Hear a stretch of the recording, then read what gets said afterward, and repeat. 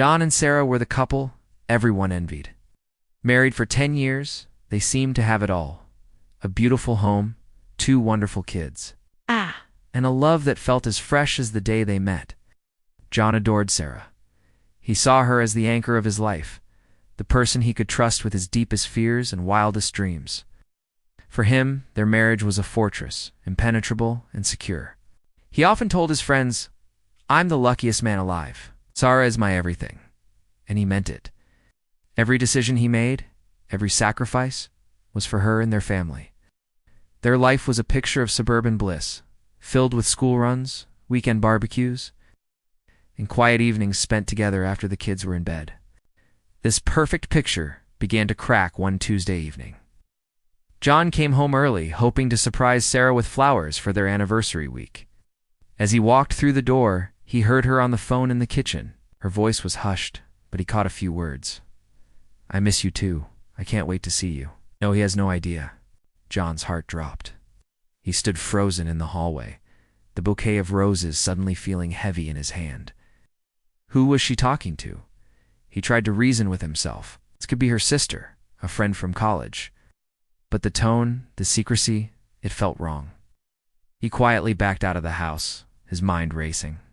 He spent the next hour driving around, trying to convince himself he had imagined it, that there was a perfectly logical explanation. The seed of doubt, however, had been planted. Over the next few weeks, John started noticing things he'd previously ignored. Sarah was more protective of her phone, often taking it into the bathroom with her. She had late nights at the office more frequently. Her stories about her day seemed vague, lacking the usual detail. John felt like he was losing his mind. He wanted to confront her, to scream and demand answers, but he was terrified. What if he was wrong? He could destroy the most important thing in his life over a misunderstanding. But what if he was right? The thought was too painful to bear. He felt trapped in a nightmare, watching the woman he loved transform into a stranger before his eyes. The breaking point came a month later. Sarah said she was going on a weekend work retreat. John, consumed by suspicion, decided to do something he never thought he would. He checked their shared credit card statement online.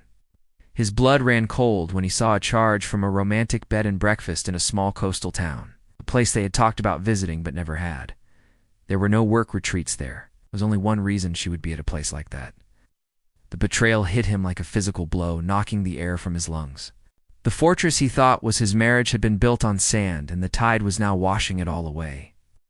That evening, when Sarah called to say goodnight, her voice cheerful and light, John couldn't play along anymore. His voice was flat, empty.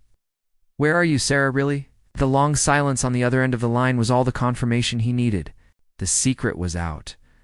The life he knew, the love he cherished, was a lie. Everything was shattered.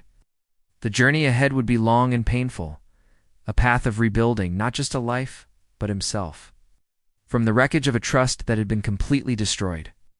This is a story about how secrets can poison even the strongest bonds, and how devastating the truth can be when it finally comes to light. If you or someone you know is struggling with a difficult situation, please remember there are resources and support available to help you navigate through it. Thanks for watching, and if this story resonated with you, please subscribe for more.